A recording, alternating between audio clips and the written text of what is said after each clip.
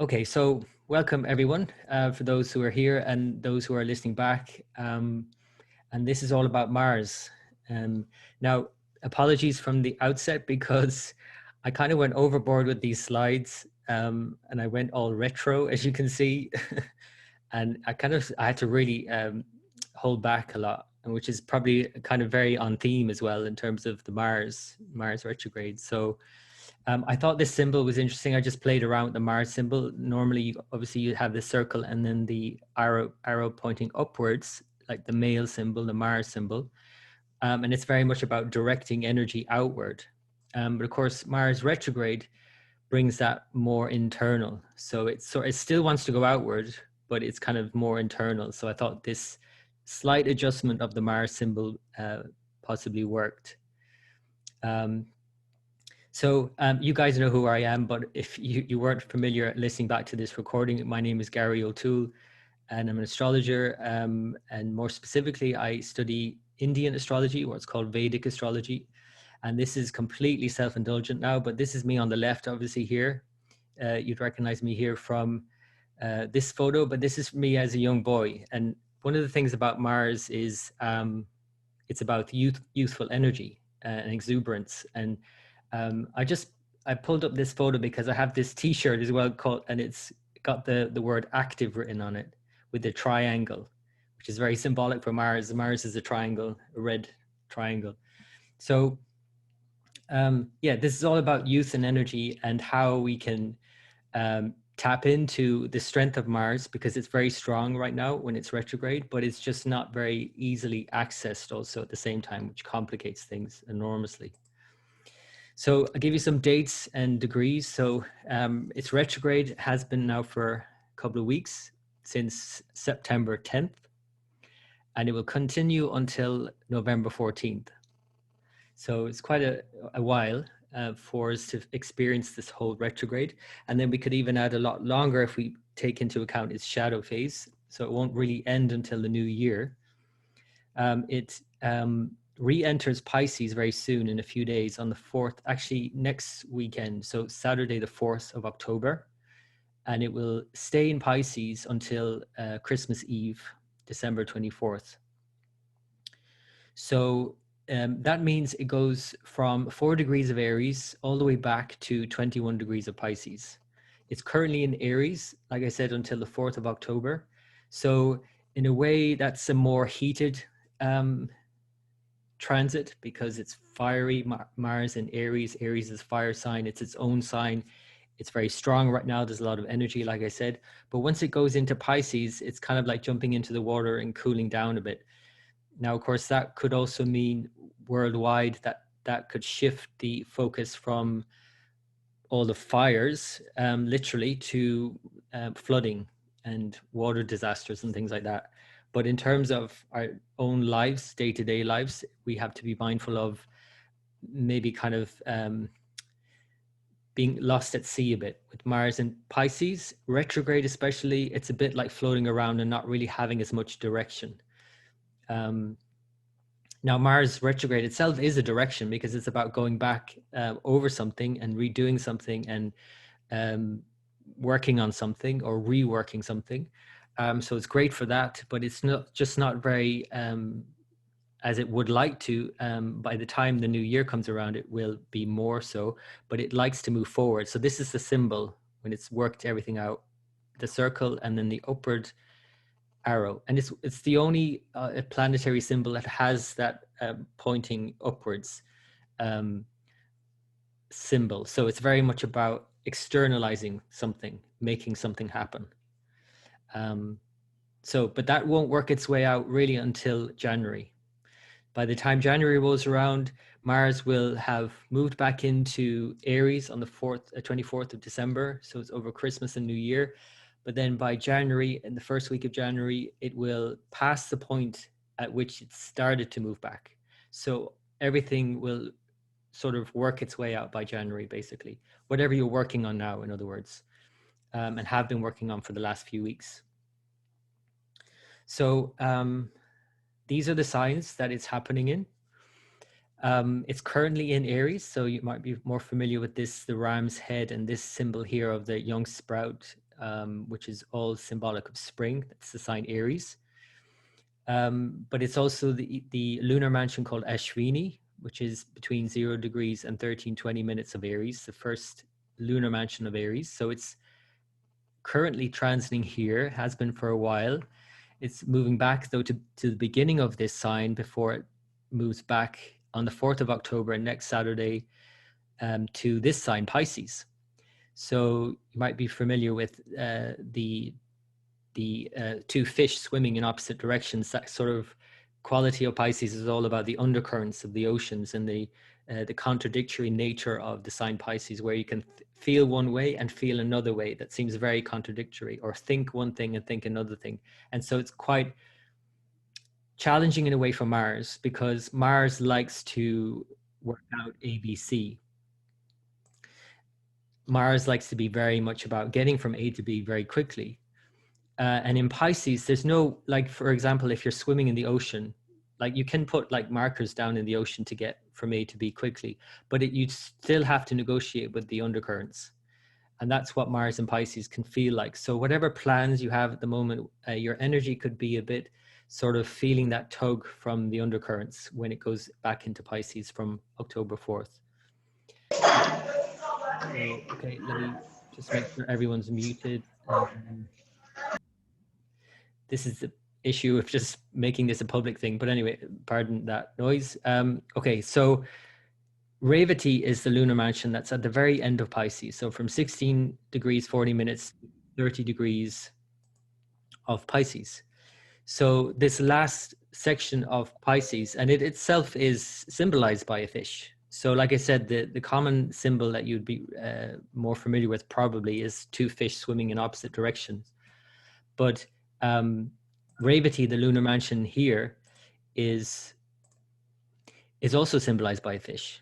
And the fish itself is obviously symbolic of the Christ figure and religion and mysticism and all of that.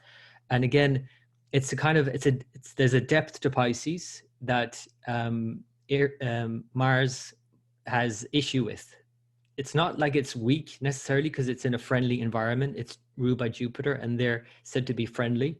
It's like a priest and the army. It's like an advisor and the armed forces working together for the government. The sun is the government. Jupiter is the priestly caste and the advisors and the counselors. And Mars is the armed forces. So they all tend to work together. It's just that Mars in Pisces can be a bit, again, like I said, a bit out of its depth and wanting to get from A to B quickly and not able to do that. Now, this is especially the case because Mars is retrograde in Pisces. Like the analogy I'm giving is like literally like swimming backwards underwater. And you know, when you jump off a pier or a diving board and you dive under for a while, and there's a moment where you actually don't know which way is up and which way you need to go. And that's what it might feel like, a bit like that. So it will finish out its retrograde here until from October 4th in Pisces until November 14th, and then station direct. So that period in particular, from October 4th till November 14th, is one to be mindful of. And you might have to obviously let go of the oars a bit. You might have to loosen up a bit, go with the flow a bit more, allow for a bit more floating around and not being sure of where you're going and the direction you're going in and what you're doing. That's in a general sense. I'll get to each sign and more specifically how each sign is experiencing it. But this is one big issue, a big issue. Look at Mars. Now, this isn't exactly to scale, but you get an idea. Look at Mars and look at Saturn. So there's quite a big issue, and that is Saturn.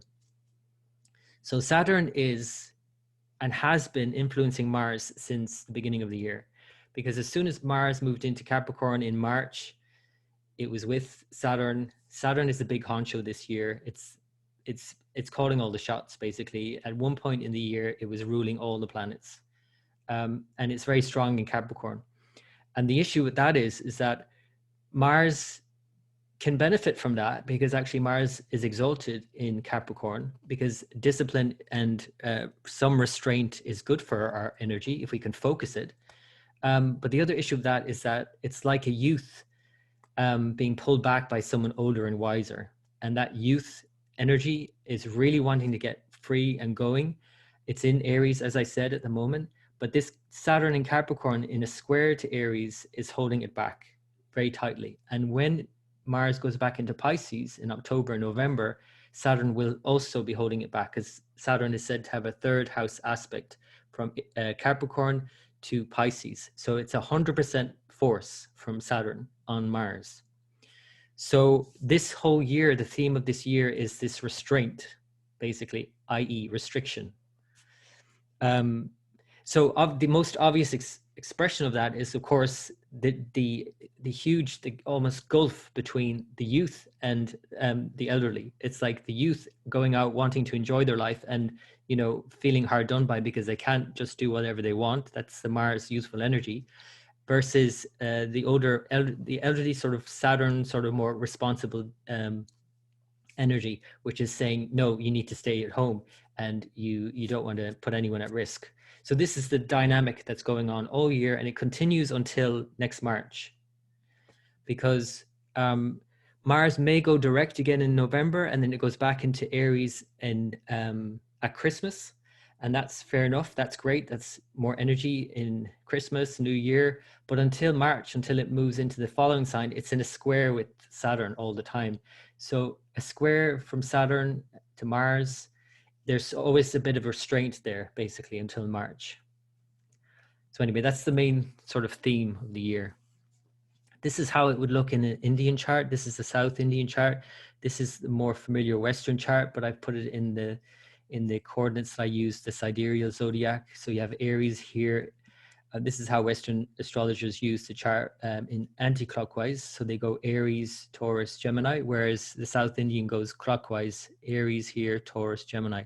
So anyway, I just wanted to highlight that Saturn is here in Capricorn, the 10th sign. The moon is with it today also. And in a square from there, you have Mars here in Aries. So Mars is about to move back into Pisces, and Saturn looks on here again with 100% aspect. So again, what I'm saying is that the restrictions are going to come more tightly into place from October. Unfortunately, sorry to be giving you that news, but I'm sure you're familiar with it already. So that's the setup right now. So this is the word vakra, is the Sanskrit word for retrograde. And even though it might feel like, oh, and seem like this is not an ideal situation, and it's not in many ways, it's actually seen as one of the key strengths for a planet. You know, it's one of the main strengths when you look at planetary strengths. And it gets a lot of points if you score planets based on certain conditions. So a vakra or retrograde condition is a very strong condition for a planet. The problem is, it's not as easily expressed. And the analogy that I think is really good for this is one that Rick Levine, an astrologer, uses. And he talks about a power plant. And when a power plant is like, the energy builds up too high in a power plant, it has to shut down, or an explosion could occur. And that's a bit like what's happening right now. It's like there's so much energy and it's very hard to get it out. So it's kind of like you kind of feel like almost it tips over and you feel, you know, you need to shut it down. So it's a bit tricky. It's a bit, another translation of this word vakra from Sanskrit is twisted, crooked, distorted. So it kind of, it's just not clear. It's not expressing itself clearly. It's like it's just going around in a loop. So this is a book that I really enjoy. It's by Martin Schulman, and it basically sets out this theory of that all retrograde planets have 3 phases of retrograde. And this book is called Karmic Astrology, Retrogrades and Reincarnation by Martin Schulman. So he talks about these 3 phases in terms of Mars. And this is more specifically in relation to Mars. So the first phase is jumping ahead of himself or herself. This is written quite a while ago, so you know, it was always him or himself that would be used. So jumping ahead of himself, trying to live the future now. So that would be the very sort of impulsive, wanting to get ahead, when even though kind of a lot of signs are saying, you know, slow down, you want to just jump ahead. So that's the first phase, and it's kind of like a compensatory phase where if you feel restricted, you want to just go for it anyway. And I've certainly lived in this phase a lot in my life because, by the way, my Mars is in Aries and it is retrograde. So I'm very familiar with this transit. The problem with this first phase is that if you overdo it and you jump ahead, then you can create problems and even accidents. And I have created a lot of accidents in my life by being very impulsive and literally jumping into things. The second phase is in the process of living out the future, experiencing the feelings that he has already been there. So I do this a lot as well. This is a second phase, you could say. So it's living out the future, feeling like you've already experienced it. And I'm an astrologer, obviously, so I do a lot of this. I almost like feel like I'm living in the future a lot because I'm always predicting the future. So this second phase is also very relevant for Mars. The third phase, which is a bit more complicated but also very relevant, is repeating in mind the first phase. So repeating in mind this jumping ahead, so that he's actually reliving the looking forward to a future that has already occurred. Now, see if you can get your head around that. I'll say it again. So repeating in mind the first phase of jumping ahead, so that he is actually reliving the looking forward to a future that has already occurred. So it's this always kind of pushing yourself forward into the future impulsively, and then repeating in your mind the looking forward to something that's already happened. So you can see the three phases, how they can get very skewed. So it's not really, in any case, in the moment. This is the problem with Mars. Mars doesn't really like to sit. Mars is very impulsive and energetic and wants to move, and it wants it yesterday. So this jumping ahead leads to this process of regret then, and then looking back and then wishing you'd done it another way maybe. And even if you don't, it's just still reliving it, because you've by the time it's happened, you already feel like it's happened because you've already lived it in your mind. I know it's all very complicated, but basically this is what it's like to have Mars retrograde. And like I said, I have it myself. And this is what we're all getting a sense of now with Mars retrograde at the moment. So this is the symbol you're familiar with Mars. I mean, this is the male symbol, of course. And this day and age, we have, of course, this non-binary movement. Even in astrology, there's a queer astrology movement, which basically likes to throw out all the sort of masculine, feminine, all the pronouns, and basically throw out all tradition and not call things by masculine or feminine. But the problem with that, of course, is that it's not just about masculine, feminine, male, female. It's about these energies that we have. All of us have them in different ratios and in different places and in different ways, and they express very differently in different individuals. And the Mars principle is an externalizing principle, whether you want to call it masculine or assertive or male or whatever label you want to use. It is an externalizing. If you just look at the symbol, it's an externalizing force.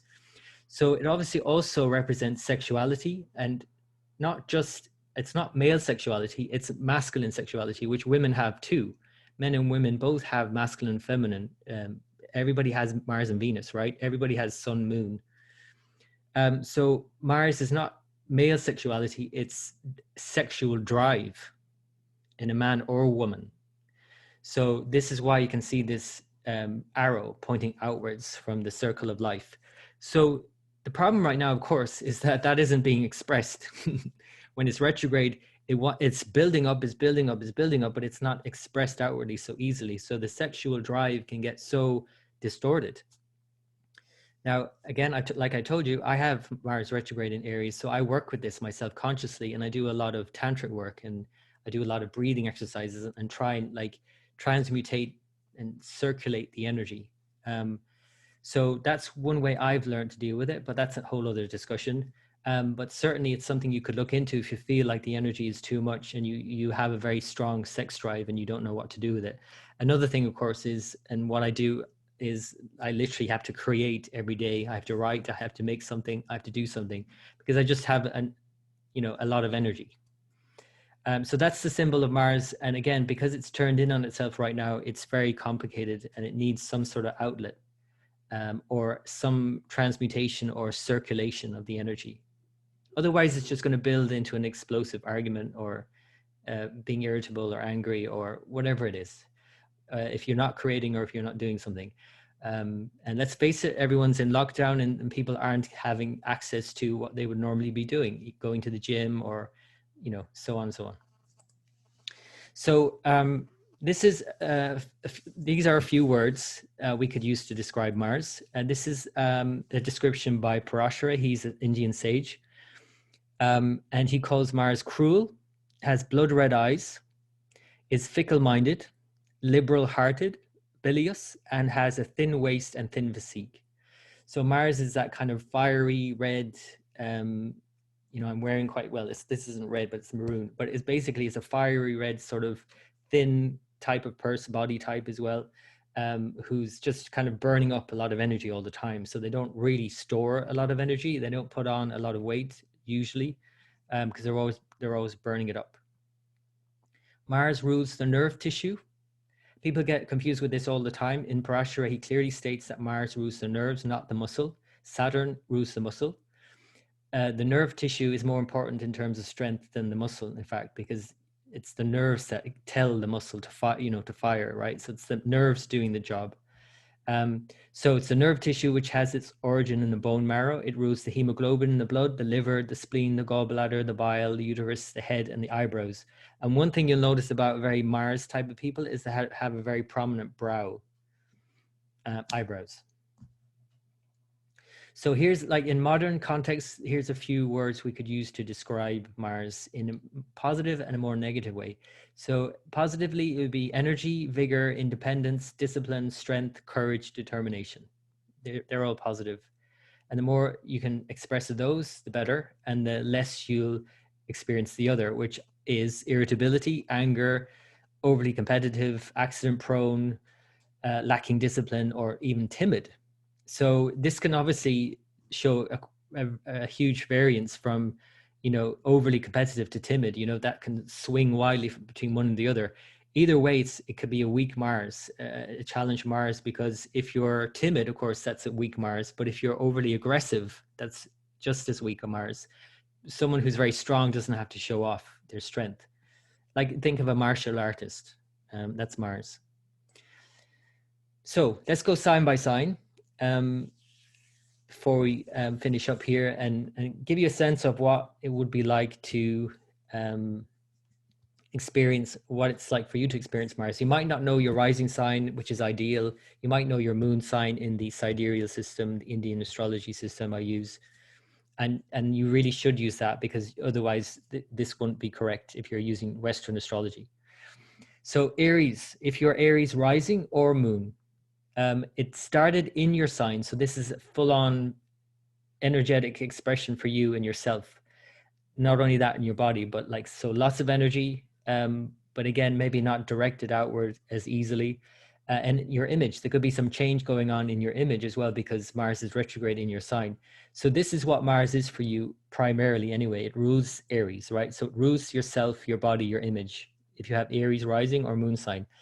And you put that now into, once it goes into Pisces, this place, which is all about expense, retreat, and sleep. So there's a bit of a need to recover here for the next few weeks, because the 12th house is all about away time, retreat time, sleeping, relaxing, and also expenses. So be mindful of, you know, you're going to be obviously looking more at expenses as Mars retreats through the 12th house. Be mindful of also dreams as well. There might be some very vivid dreams that come up, and they might show you the way forward as well, which is another possibility. Mars always likes to externalize, remember, even when it's retrograde, it wants to externalize. So even in the 12th house of sleep, it could externalize that through dreams, very colorful, vivid dreams. So that's Aries rising or moon. For Taurus, it started in that place of 12th house, so expenses, retreat, and sleep. And it's there at the moment, but by the 4th of October, it will move into the 11th house, which is all about goals, gains, and friends. And they're all very linked, of course, because the 11th sign is all about thinking big, doing big, more community-based, friends and network, associates, and gains from all of that interaction. So it's a lot more out there with the 11th house. Up until recently, Taurus, rising or moon, there might have been, again, some need for retreat there. For Gemini rising or moon, starting in goals, gains, and friends, the 11th house has been the primary focus up until now. And then again, October 4th onwards, that shifts into work, career, and status. And so it's taking those goals and gains and friends and putting them to work. So it's like another expression of that could be, well, looking at gaining from your work. What are you gaining from your work? And in terms of your networks and associates, and bringing that kind of networking into your workplace. That's for Gemini rising or moon. Cancer rising or moon starts with work, career, status, and then that moves in October and November into a more philosophical place, all about travel. And if travel is not possible, then broadening the mind, studying, higher studies in particular. And relationship with the father would be a key one if he's still alive. And even if not, it's about maybe looking back over that. So that's Cancer rising or moon. Leo then starts there, travel, study, father. And of course, remember that one thing I said about Mars this year is that it's constantly under the restraint of Saturn. So for example, for Leo, even if they wanted to travel, that's maybe not the possibility because Saturn is restricting Mars.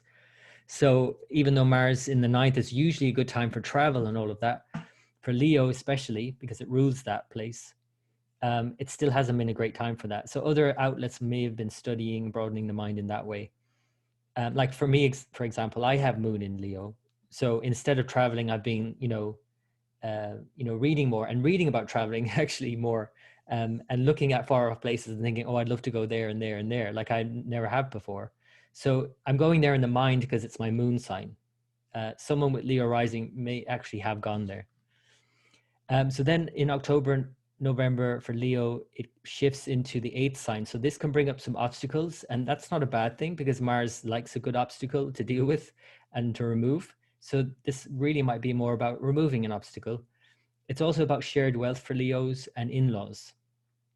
So shared values would be a big topic there to deal with. And that's why it could also bring up obstacles because everybody has their own values. So just be mindful of that.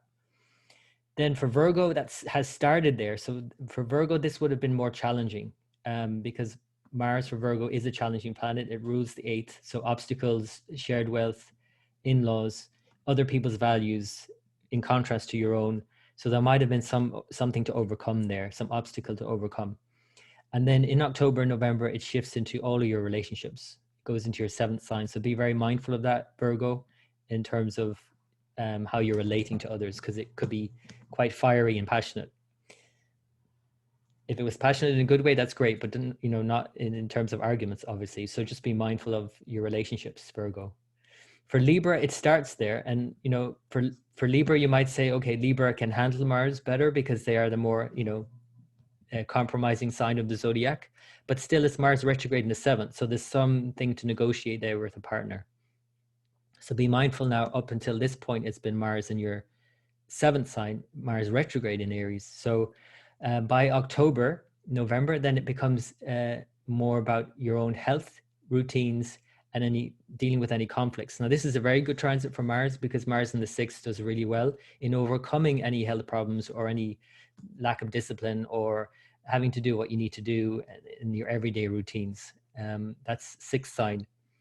So Scorpio, Scorpio rising or moon sign, this would have started out with dealing with a health issue. And like I had said earlier, someone before coming on air, my rising sign is Scorpio. So I have been dealing with a health issue. And this has been positive because I've been dealing with it. That's the point. With Mars, it deals with something.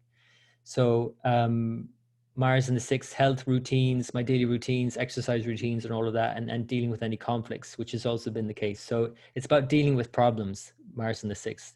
Then it moves into the 5th house. So if anyone has any children or any romantic relationships, 5th house is very much the beginning of a relationship, and anything that inspires you. And it's all about creation.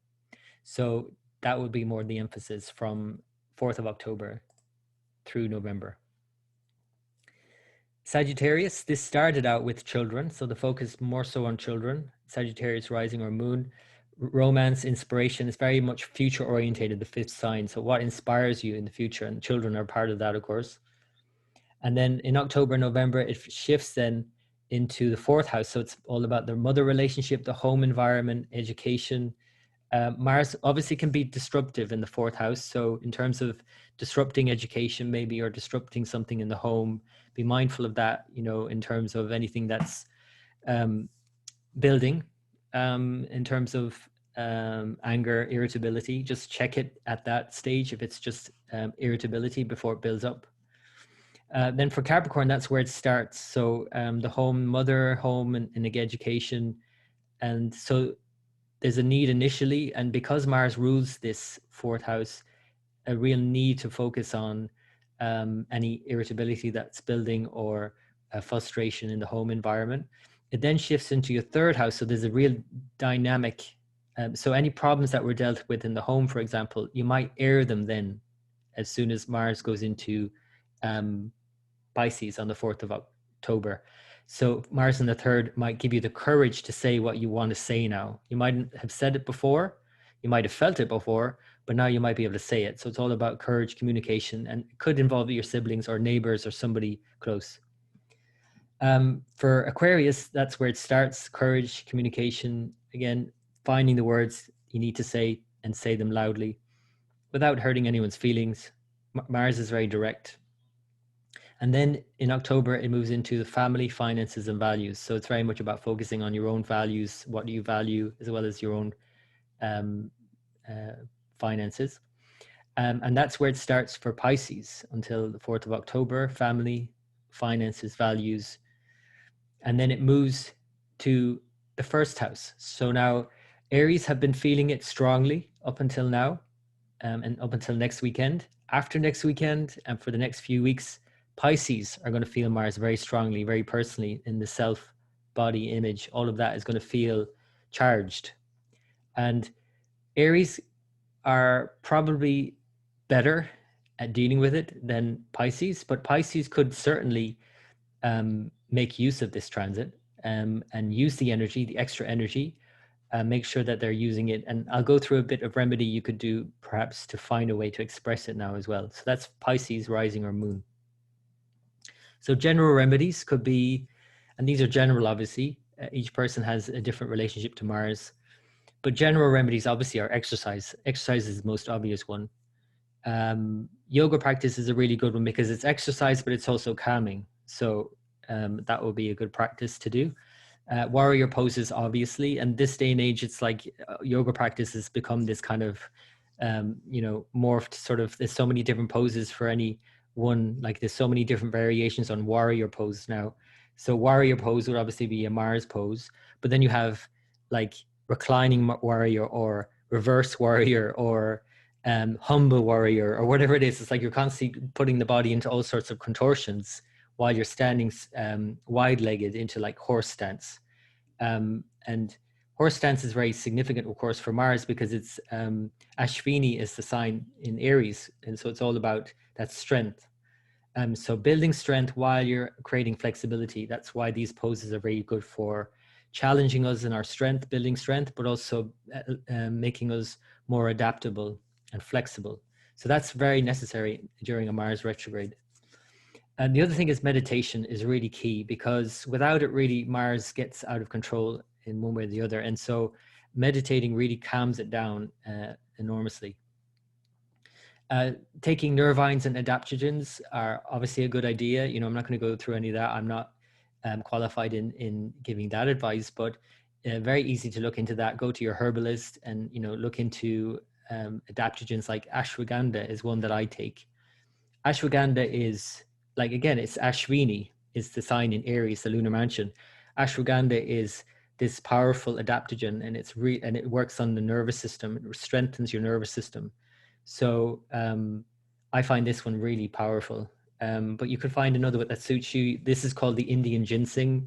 You could find, Siberian ginseng, Korean ginseng. These are all adaptogens that are good for Mars. It helps us deal with stress, basically.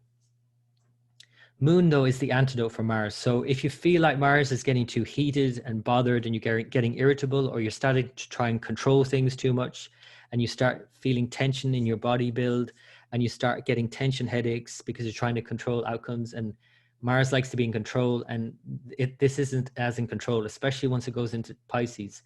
If you feel that's the case, if you live by the sea, you're fortunate, because that would be a good remedy. Just walk by the sea is a great remedy.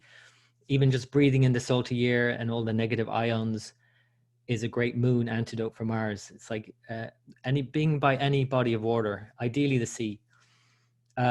Meditation, of course, like I said, is one of the best things. And if all that fails, grab a pillow and scream. So, of course, I needed to throw in a bit of humor there. But seriously, though, I think it's actually a good idea, too, if you've got so much pent-up feelings that you could just scream into a pillow and get it out that way. So I think that I'm pretty much winding up now. One more kind of main topic to talk about, and then I'll finish up. But this is a nice quote I picked up from Friedrich Nietzsche. He had Scorpio rising and moon in Scorpio. So, and Rahu, the North Node, in Scorpio. So you can imagine that combination. Moon, Rahu, Scorpio rising, all in Scorpio, full on. So he who has a why to live can bear almost any how. And this quote is relevant this year for obvious reasons, I guess, but I'll explain if you're not familiar with what's going on around the world. If you don't have a why, then whatever you're doing is always a chore, you know. So Mars is Mars, and it likes to do things. That's great, and it's all about, we all like to feel like we're being productive and assertive and courageous and moving forward. Against all the externalizing principle is Mars. But if you don't have a why you're doing what you're doing, you're going to slip up at some point, because you're not going to feel that pull forward. And the pull forward is really Jupiter. So look at Mars. Again, this is not exactly to scale, but you get the idea. Look how small Mars is in comparison to Jupiter. Jupiter, of course, is our biggest planet. So it is, despite what I'm saying about Saturn this year, which is kind of like ruling the show, in the background, really, we're really looking for Jupiter always to give us that hope, to give us that sense of forward momentum, because without a why, we're not going to keep doing what we're doing. We need a why. We need a why to get up in the morning. And so think about it in order of the planets as well. Mars comes first, but after the Earth, then there's Mars, and then there's Jupiter. So action is one thing, but we need something beyond that as well. We need something more meaningful, which is Jupiter. And the problem this year is, I guess, is this guy, Saturn. So Saturn is coming together with Jupiter on the solstice, on the 21st of December. And so, as I was saying, Mars is really so controlled by Saturn this year. And then when Jupiter comes in again in November, and then they conjunct on the solstice, and Jupiter remains there until next April. So you can see a trend here, like things are going through this trend, this downward curve in the winter and picking up in the spring. But when they come together, exactly, Mars is being affected by this too. So, our actions and our willfulness and our need to move forward is certainly being impacted by this conjunction. And the conjunction of Jupiter and Saturn is about keeping hope and not losing hope, but maybe removing what stands in the way of that. And Saturn and Jupiter actually is in a way, a good thing coming out of a very bad situation. They're coming together in Capricorn, and it's kind of like getting stuck in the mud and feeling bogged down by everything that's going on in the world. And this will be the sort of low point, literally, the solstice for us here on the Northern Hemisphere. This is the low point, the winter solstice. And it's the low point for the world. And this is the low point in hundreds of years. And I don't know if I can overstate that. This is the low point. We're at it now. We're at the pivotal point when we reach December. And so we have to remind ourselves of that, and remind ourselves that if we're at the lowest point, of course, the only way is up. So the only way after this winter is up. So remind yourself of that. And so also remind yourself of why you're doing what you're doing in the first place, because that's what's going to carry you through the winter. And so make sure you have a plan in place now, because Mars is great at strategy and planning. That's one good use of Mars. If you can't physically do anything, then plan for it. So plan now what you're going to do at the winter. and over the winter and beyond into next year, and have projects lined up and have plans made to do things over the winter, even if it's just planning more things over the winter to plan for next year, whatever it is. But you have to have a plan, and you have to know why, because if you don't, because it is going to get we're going to get a bit bogged down. And with that Jupiter, we need to remind ourselves that, there is a reason for it. There is more, there's a reason, there's a rhyme and reason for why we're doing what we're doing. That's all I want to say about that. So I'll just show you the charts and how they look. This is now the North Indian style. This is the Western chart. But basically, you can see here that if we take Aries rising on this is the great conjunction on the 21st of December, the solstice. Just taking an Aries rising chart, they'll pretty much be exact by that time of day in the afternoon. It'll be more evening time here, about 5 or 6 in the evening. And Jupiter and Saturn will be in the highest of the chart in Capricorn, exact same degree at 6 degrees of Capricorn. Okay, so Saturn Jupiter here in Capricorn at 6 degrees in the evening here, where I am in Ireland. And so that is going to be the low point, the lowest point. And again, the only way is up after that. And things are going to shift considerably after this. Something is going to happen.